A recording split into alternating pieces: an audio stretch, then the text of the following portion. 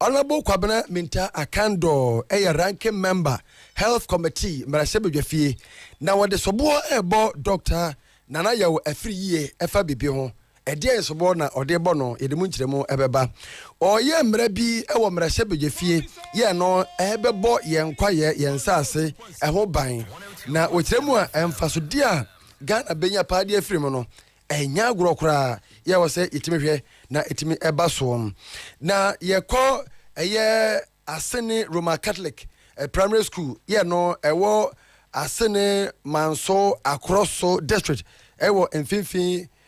apueman temua ebusafo wo mo adwira wo papa esan se sukua wo mo ko mu suku no ade kyen contractor na betoto suku adan ni nyina mu apam wo mo a chese wantimi anko suku eno akoye ensem na yese Accra Academy senior high school no wo mo de ECG foka ama wo mo so yakodwodwo mo nkane mu na yede mu nkyeremu ebebre mo na mahunu sede esitie pa enhwemu biaba sa Ghana fo a wo mo no mo yere no magya awade 2021 eba no ayam pima hanum 500,000 empimba sa hanan de wo mo okunu nom ego yere nom na eso nye omo no mo enete amania efri enkran aba ene se honorable Osechemen Sabonsu odin dibia ya oye majority leader no wo de ato honom ekoba ne sen yere mu nkyeremu eba bo sheba electricals anope ye kanfo ama se open kania open wo yes bob a eho na furniture open CCTV cameras awodo standing fire ceiling fire haya ne to ni nyina ye wo edum princess runabout babia Oyerepa TV ni FM promise TV ni radio ye wono haya na bo sheba fo wo Frank odi animtia ba jose eduma ye wantiata ko for dan mu na pizza so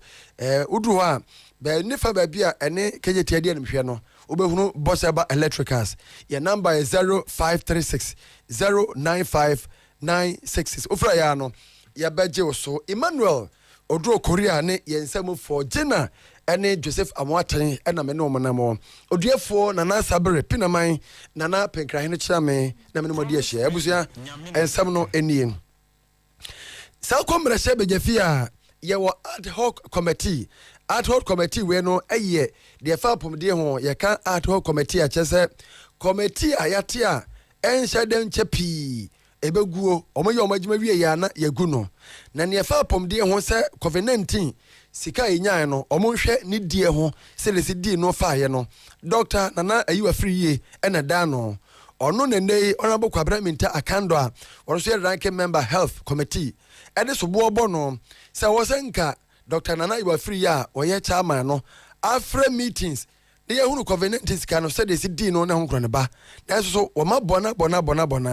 Dr. Nana you are free person meeting no wo free. If you could recall, about 8 to 9 months ago, the Speaker of Parliament constituted a committee to probe into the receipt and expenditure of COVID-19, of which every Ghanaian was very, very interested. As Parliament, we serve as a check on the executive. Whether you are a member of Parliament from the MPP or NDC, that is our role. Ladies and gentlemen, 8 to 9 months down the lane, the chairman of the committee has deliberately refused to call for a meeting for the committee to execute its mandate. Upon consistent and several reminders, it has fallen on deaf ears. Today, I have the privilege to raise this issue on the floor of the House. Unfortunately, Mr. Speaker directed that there are no clear provisions in our standing orders for him to crack the whip. But I believe that as members of Parliament, we should even not wait till somebody cracks whips on us before we perform our responsibilities as members of Parliament. If indeed they are interested in doing their work as members of parliament, I think that it's about time that the majority, especially the chairman of the committee, constitute calls for a meeting for us to start working or probing into the expenditure and the receipt of COVID-19, especially so when the Auditor General's report, there are a lot of inconsistencies in the Auditor General's report. Any amuti ye honorable Kwabena Minta Akando ya waye Dwaboso MP na ukomra sebe jefie so health committee no oya ranking member yada so umra sebe jefie na chairman Emma Environment Science and Technology Committee no ene ura Emmanuel Mafo ono so de atudwa say environmental protection bill ya hwese ebeba no eba emfaso Ghana benya no na yetimanya hoden ene tumi e de aboye nkwaye ne esase ho ban no enya agorokra. No, I think yes, to the extent that what is important is let's focus on the substance and not the form. The question is whether we have laws governing climate change or not. To the extent that the bill will address or provide a legal framework, that should suffice. As to whether it will stand alone as a bill or it will be embedded in another bigger bill, that is just a question of style, if you like. And we have chosen to have a one comprehensive environmental protection. That's why we are not calling it Environmental Protection Authority Bill. We say Environmental Protection Bill. So we are taking environment in a comprehensive,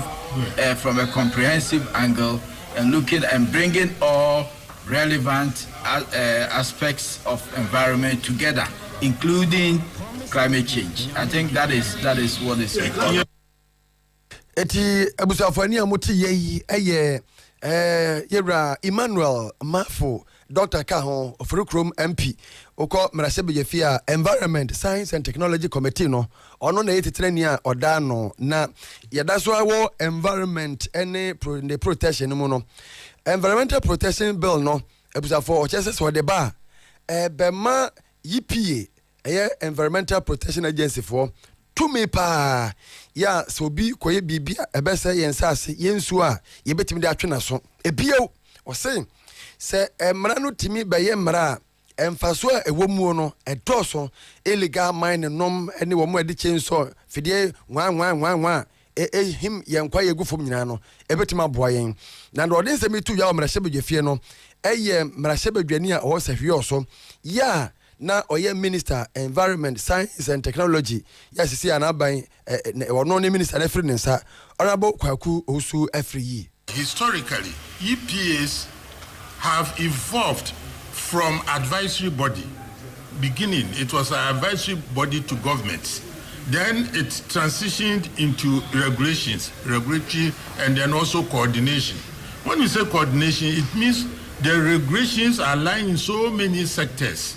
You know, you will find some in water and sanitation, you find some in energy, you find some, and so on and so forth. But one overriding factor is that those people who are the sectors that, you know, oversee the extractive industry, they themselves are also the regulators in that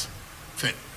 So we are saying that the law seeks to cure that thing because there is like a conflict of interest in there. For example, let me give the germane thing that is at hand. Galamsey.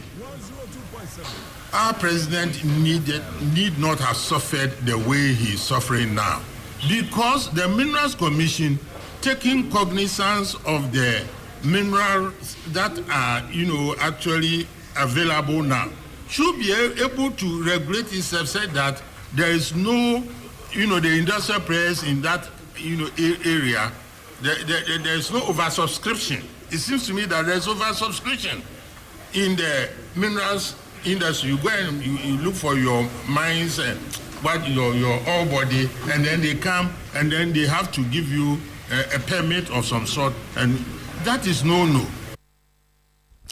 Enya yati honorable Kwaku Osu every year sɛ hwe also MP ɛna na ɔyɛ minister environment science and technology and also the way ato dwan na yetu fa ne ko apoe mantemo ese region asene Roman Catholic primary school ye wo no ene wo asene manso across the district na ade achi na nkoda adware wa hye socks obuku bo nchemu wa kwa kosua de a okoye omusuku adan na ya totum ya pama omuso omukofie ye bom nsua de adan contractor we see edan no eye konto Sadie and Sons Limited chese assembly no e dey get fund sika na ye 2016 no mu wiye na mponsia na womu wo ma wie bibia de ama assembly no sika womu wasa assembly no de ma wo no besine assembly ne ntua aka ntoma kototum ye ne contractor yi ya wono na edan osi ya wasa tutum no edi nkomo owura osu ajekum konto ne ntie de okan misika akem obi yentua meka me hwe ni mu se me nsa be ka misika efi na ekop mu fiana e se bibia get fan yes e ditua ka get fan bibia meko shop ameto bia metua get fan adena me misika kam omo ba tv so omo se omo tua obi eka enti so obi kwa na me de ne ka no aba be show me mu se yetua o ka na mpese o de se udi esika man na se me makwa nkontomponi eti me pese o mi hu se sika no so omo tua omo hede ma me de my accounts number call get fan komawom bibusa 2021 bibusa say time na misabe keska no say within 1 month and say migina no adwuma na maye ni nyina no yentua meka ye adwuma no ba hand over ma since 2020 yen misika aka mu bia obi amfes bia me ba ha on 2 occasions am abetutum DC ni ba no abeka na buso asem akire na obie no ekọ enti we ni ma sheda bo DC na mane makọ ho ayi osememfa me documents no me dia akọ ho enso no na sign document no me dia akọ ho akọ kire no ma sign akọ ani ayi Madam Edna ma sign ani ayi osen Director of Education mans across Asenik mans across so papa no create ni na ba me fie na me ba ha na me hwe nkora nso mgugu awiemu a na ha madwen etini amuti ye chief executive officer ya Jumakona esi school dan odano ura usu ajekum kunto watutum anti de tie eno no ye firi ho na fe yakọ enkran ne yatie ne se Accra Academy Senior High School no wo de ka nkanea am yakotutum ura kwasi kwatia okasa Emma Ghana Education Service yene din komo no kire se ne nwanwa esan se ohwe ekwan a free SHS secretariat etua nkanea ka yentua na ankrankra Ghana nyina sika ne babomu a ne ya de check ama yisi for monye izeni nyina bom de akwakutua enti aden na ebinmo nkanea mudi sua de ne se Accra Academy de omo de kanti akotutum wo dwene wa wonte ase na nso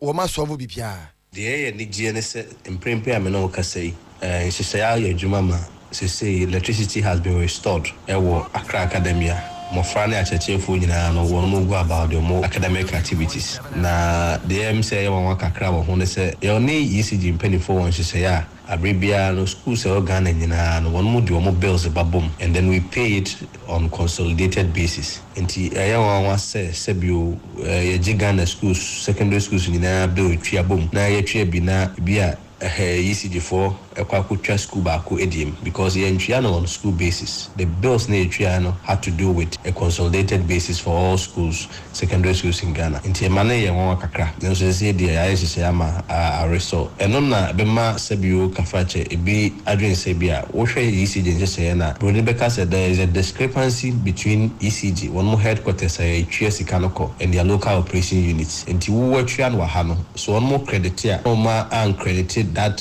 very institution na local level no hunu se bia wontwa na ya desa no ma we aba nanso we sit down and reconcile said the be asomdwe ebeba going forward eti ania yeti ye eye owura kwasi kwaten ono eda kasamafo kasa ema enwomasua ekubatan Ghana Education Service na Ghana Statistical Service for ayehwemu bi 2021 population census ena odi abetu dwase Ghana awarefo 2021 no womo a eja awade eye mpem ahanum 500,000 awade na gu kra ena womo nso a woma ware yeso awade no akwakwa se enwo a ota bese ho womo nteme antanwe wɔn so ɔmo mu obi mɛte ɛnkɔ kyɛ sɛ ɔmo aware nanso ɔmo ne ɔmo kunu nom ne ɔmo yere nom ɛnte faako weti baabi bi te aburokyire bi te Ghana ha ɔmo so yɛ bɛsɛ mpema hanan na ɛno ɛne ɛne obi a wabɛn paa yɛfrɛ sɛ humanity scientist ɔyɛ UN Youth Special Envoy ɔsa yɛ CEO International Humanity Chamber of Commerce ɛdi nkɔmɔ Dr. Wahid Musa ɛna ɔkyerɛkyerɛ mu deɛ nam so a ama awaregya yɛ bebree ɛɛba ɛne deɛ yɛn so a ɛbɛma awaregya yɛ ɛso ateɛ. This in Ghana is one lack of relationship goals. Relationship goals is very important that couples have to sit together to set goals for the relationship so that it will help them to be able to sustain that relationship and help them to be able to sustain the marriage. So looking at the causes of relationship, one of it is couples listening to gossips. People come and say, oh, ukuna say, Anna, uyire say, no, you shouldn't be listening to third party outside the relationship because for many years, third parties have been the causes of good marriages in Ghana. So I am advising that couples should really pay attention to this. They shouldn't be introducing third parties into their relationship to destroy the relationship that they are building. Abusafo na enu echi no osan esisu dua pa se awarefo mo ware a ewo se musua ade bi a ye fra no bonefache eye therapy of forgiveness na ukunu tia ona so wosemeseme tia obi wo yire ye wade wosemeseme ye wade yensa nim sorry ka waya ade na wanye ne yie no na ka beka se oh my dear me ye sorry we de fache me no oboa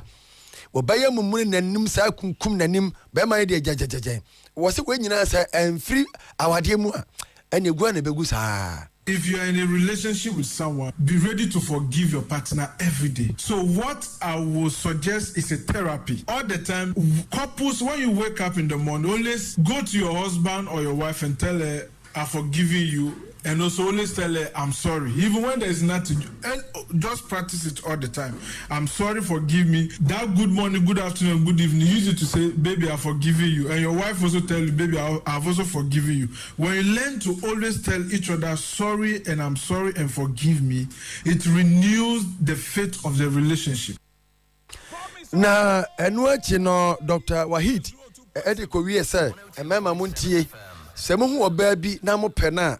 ya mo so hwe ne to yuruku no mo so hwe ne nofo apente wa pegya no mo so hwe ahofe no na mo hwe niema bi e wo ba no se mo ne bobra e be yi Bema be wari oba hwehwemu pa because ye wemba bebrea omo multi partners ane won bema be mo multi partners entu no was entu we na ediyare so ye den eba entu no so ukwa wari unim abusa oba no so free ana oba no so be wari make sure so unim bema ni yie tesia was aware young person ukwa wari make sure you go through these stages. One, make sure so oba no ukwa wari no is she mentally all right oba no so wonimade o fie nyensa and on the Madonna of Fienza, which is very, very important. And also another stage in this Obano or emotional intelligence and now or your boss say SMC or to me manage a seminar now. That was for Enya Muti ye Dr. Wahid Musa or no any humanity scientist was I a UN Youth Special Envoy was I a CEO International Humanity Chamber of Commerce. Abusia ye kwa amanyesemu na mobekaya na wotwe mu ne betodwa se Dr. Baumia e de campaign team no aba betodwa ya ye tututudin ama moteye na wotwe mu na wasagina so a wapao committee bia MPP manifesto wom na ebehwe mu yie na manifesto no 2016 ensema MPP de ba ye se ye hwe so ne nto aba ma wo mo ene 2020 no ni nyina mo kokan bom na mo yi bi afrim e de bi ayem de se mo ayem nsakraye na committee ni di ba bonten no honorable Osechemensa Bonsu o ye Swami MP okomra shebeje fi a o ye dom dodo no na no na for majority leader and osan ye minister parliamentary affairs wono na o ye chairman na ne chairman na abusafo o ye no committee no ye o ma hodo bebrebe ya ene so eka ho committee no ye wo committee a eye manifesto committee ankasa on the chairman no abediachefo eye honorable Kodwo Ponkroma enna eye Evron Hughes one year secretary Emma manifesto committee no said the committee no so etienne yawo na fa bebrebe enti yawo manifesto committee coordinators no so no Professor Kwaku Apiedu ena ye coordinator no Emma wo nyina manifesto no ena Dr. Isaac Osu Mensa eye coordinator Emma also manifesto committee na bia nto na ba de akire yawo manifesto sub committees bebrebe chairman for na mebeboboyin Dr. Asibe Yaboa ebehwe economy no on be chairman e was a committee ni so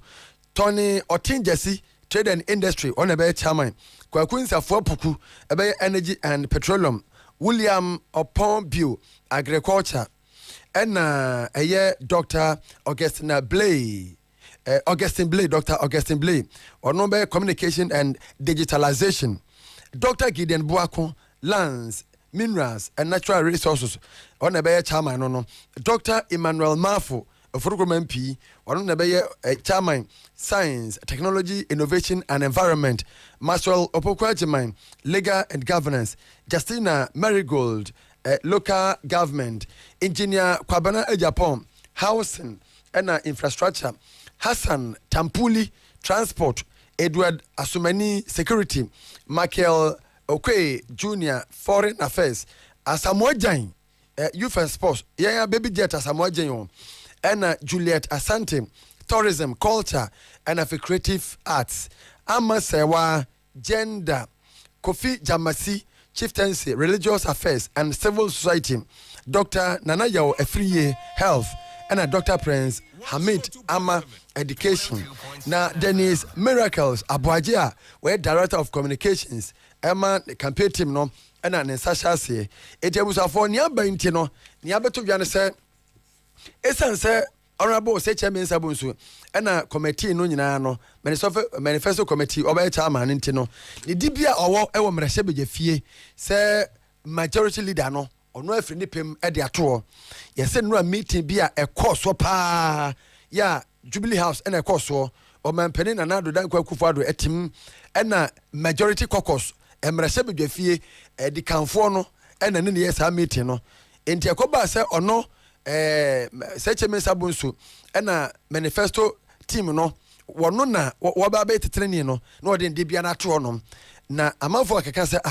na se bebre soso kura sa ba mu a wo so odi bia dada wo ma fa nto ada na nkwa de ode ato ebi se wode abufuo na de ato ebi se ye forso no ode ato ebi se ono afre ni pem na ode ato wo mo asempa koko tontura osesa mafo na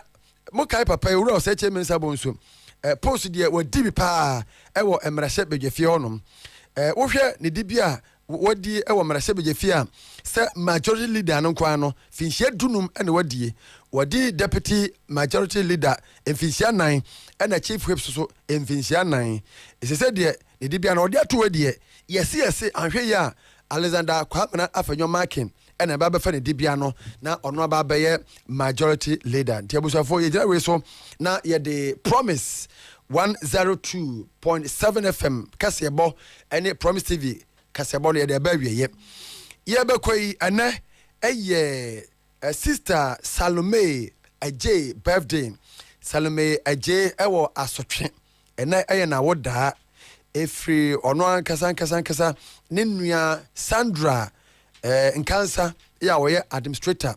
ewo KSTS bana ewo she sister Salome Aje ana Aje ya wo asotwe happy